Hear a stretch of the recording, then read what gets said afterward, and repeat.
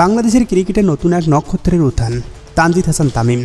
1 বছর আগেও যিনি ছিলেন কেবল সম্ভাবনাময় একজন তরুণ ক্রিকেটার, আজ তিনি পরিণত হয়েছেন অদম্য এক শক্তিতে। অভিষেকেই বাজিমাত করে 22 গজে নিজের রাজত্ব কায়েম করেছেন এই বাঁহাতি ওপেনার। কাভার ড্রাইভ থেকে শুরু করে পুল শট, তার ব্যাটে প্রতিটি বলেই যেন কথা বলে। আগ্রাসী মনোভাব আর ঠান্ডা মাথায় ব্যাটিংয়ের অসাধারণ মেলবন্ধন তাকে করে তুলেছে আরও বিধ্বংসী। চাপের মুখেও রান তোলার অসাধারণ ক্ষমতা, যা দেখে মুগ্ধ হয়েছে ক্রিকেট বোদ্ধারা।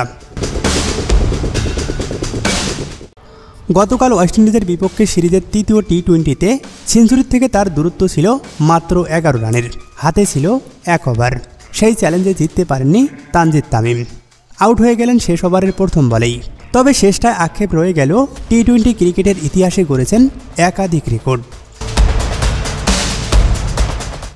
যেখানে তিনি 62 বলে 89 রানের ইনিংস খেলেছেন। এই সংস্করণে দেশের হয়ে তার আগে সর্বোচ্চ ছিল 73 রান। আন্তর্জাতিক টি-20তে বাংলাদেশের দ্রুততম 1000 রানের রেকর্ড এখন তার দখলে। 42 ইনিংসে স্পর্শ করেছেন এই মাইলফলক। পেছনে ফেলেছেন তাওহিদ হৃদয়কে, যিনি 1000 রান করেছিলেন 45 ইনিংসে। এই ম্যাচের হাফ সেঞ্চুরি নিয়ে এবছরে তিনি করেছেন সপ্তম 50। বাংলাদেশের হয়ে টি-20তে এক পঞ্জিকা বর্ষে সবচেয়ে বেশি 50 ছোঁয়ার রেকর্ড এখন তার দখলে। বাংলাদেশের জার্সিতে 1 বছরে 5টি 50ও নেই আর কোনো ব্যাটসম্যানের। এই ইনিংস খেলার পথে তানজিদ তামিম হাঁকিয়েছেন 9টি 4 ও 4টি ছক্কা। এখানেও গড়েছেন অনন্য একটি রেকর্ড। 9টি বাউন্ডারি হাঁকিয়ে তানজিদ তামিম পেছনে ফেলেছেন লিটন কুমার দাসকে। এই বছরে তানজিদ তামিমের 4 58টি, যা 1 বছরে বাংলাদেশের হয়ে সর্বোচ্চ। 2022 সালে 57টি 4 মেরেছিলেন লিটন কুমার দাস। ছক্কার রেকর্ডেও গড়েছেন নতুন ইতিহাস। এই ম্যাচে 4টি ছক্কা হাঁকিয়ে তার ছক্কা সংখ্যা এখন 38টি।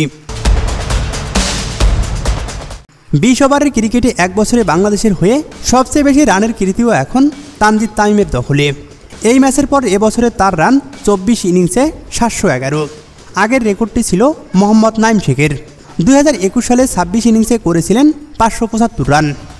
700+ রান করা শুধুমাত্র একটি রেকর্ড নয়, এটি নতুন এক সম্ভাবনার দিগন্ত খুলে দিয়েছে। এই তরুণ তুর্কি ওপেনার দেখিয়েছেন বাংলাদেশের ক্রিকেটে কতটা উজ্জ্বল ভবিষ্যতের দিকে এগিয়ে যাচ্ছে।